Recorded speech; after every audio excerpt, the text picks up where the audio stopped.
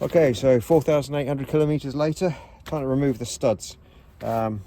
Basically, same tool, just goes into the teeth. I find putting it in on one side, rocking it over, firm pressure, unscrew. That's all there is to it. Obviously, for my tyres, that means repeating that process 528 times. Some of the studs have worn slightly, and what I found was I needed to sharpen the teeth slightly so they just cut a little bit better to engage. Once that's done, it's made it quite simple now to press them in and extract them.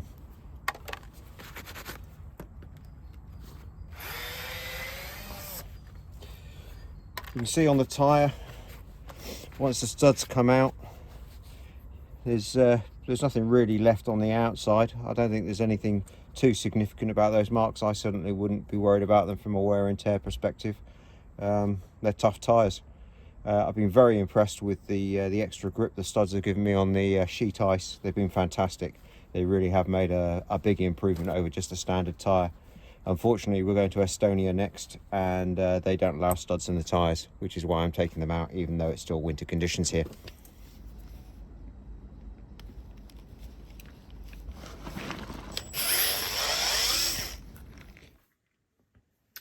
Okay, so I've taken all the tyre studs out now, and I've got them in the truck, and I'm just drying them out before I put them away for storage. And I thought I'd have a comparison to see how much wear and tear they've had.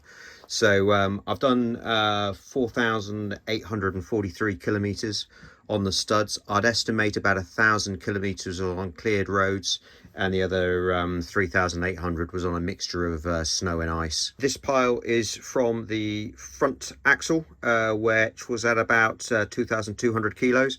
And this pile is from the rear axle, and they were at about 3,700 kilos.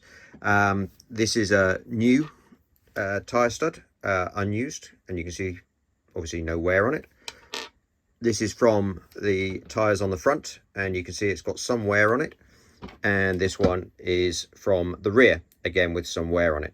I took 5 studs randomly from the new pile, the front axle pile, and the rear pile. The new studs have an average length of 15.074 millimeters. The ones from the front had an average length of 14.446 millimeters. And then the rear ones now have an average length of 14.09 millimeters.